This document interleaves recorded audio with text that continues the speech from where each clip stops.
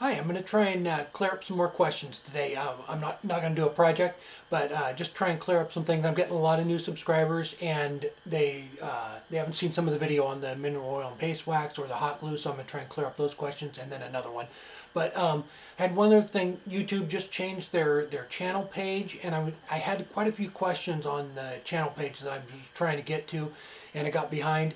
But they deleted all of the comments on the channel page, so if you had one and I didn't respond to it, please just put it in the description or put it in one of the comments here, or just send me a message and I'll try and respond to it. But let's go ahead and get started, and we'll try and clear up some of these things.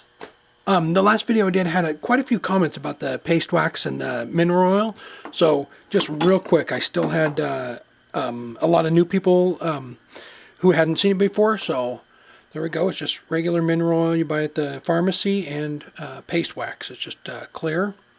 And I start a little Amazon store too. So, and I put both of these on there. So if you can't find it, or you don't live around a woodworking store, they're on there.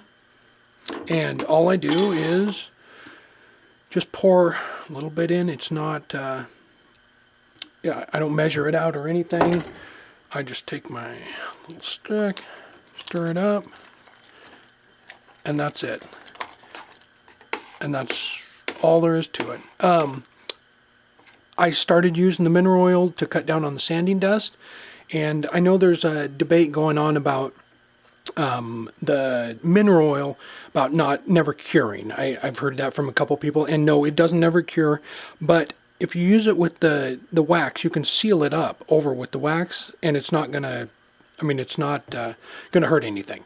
But don't just sand it and then take it right in and set it on your hutch or your dining room table, because it'll leave a ring on it. The mineral oil will. So you need to let it sit on paper towel for a couple days. The baby rattle I just made, I don't think I didn't do a video on it, but I put the pictures up on Facebook. I sealed that with just mineral oil because I wanted it food safe, and I set it on a paper towel for like 2 days, and that was it. And the mineral oil, it was dry after that.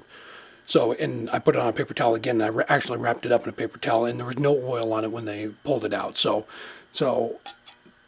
I don't know. I know there's a debate going on about using walnut oil and or opposed to mineral oil, and you can use either one. The mineral oil is just cheaper. So I hope that cleared that up. So it's just kind of 10 to 1, but I mean it's not real critical at all. It's just meant to cut down on the sanding dust, and then I use it for a finish too, the wax. So the only time I don't use it if I want if I want to put on like a polyurethane finish. I just sand it up dry and then put that on.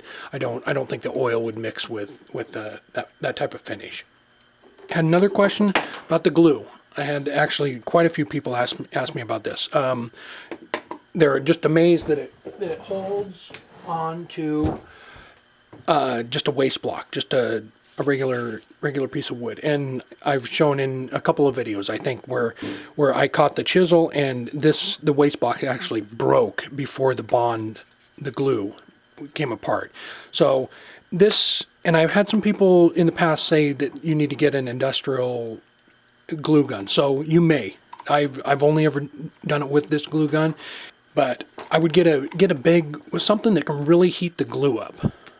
So if you're going to get one, I would get a big, I don't know if this is an industrial glue gun or what, but it really heats the glue up. So I wouldn't use like one of them, maybe little craft ones. I'm not even sure how well they melt it, but I would definitely get a nice one that really melts the glue. But like I said, I've never had a problem with them coming apart. The wood will break before the glue comes apart on me. So the answer to that question was yes, it holds. All right, and then I had another question about how I made the slats for the base. I did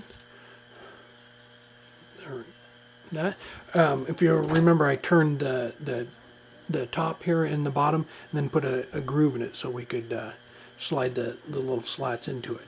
So, and then you could actually, you know, make a mold, or not a mold. You can make a form, and you can bend these, you know, train them to go whatever way you want. Let me get in the camera there.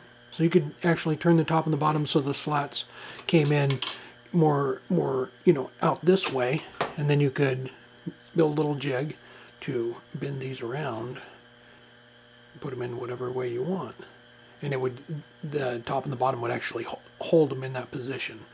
So, and so here's what I did. I just took my belt sander and created this little jig, put in a couple blocks to hold it in place so it's not moving anywhere, and then put a little feather board on it so that I could move it in and out as I was. So, and then all I did was adjust the feather board as I got closer and closer. But I just ripped these down on the table saw, fairly close to the right measurements, and then you just feed them in, keep flipping them around. All right, so, and then after I got close, I just went ahead and hand sanded them, because I think the finest grit on a belt sander is maybe 120 or 180. I don't think they go down much higher than that.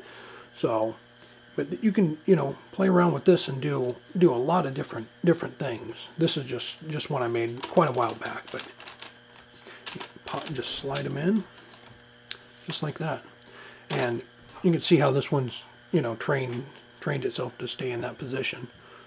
So, but you can actually, if you want to come around with a steeper curve, you just make your groove here on the top and bottom come at less of an angle. So you could do a nice looking little pot or something, and then just go with contrasting woods on that, something like that.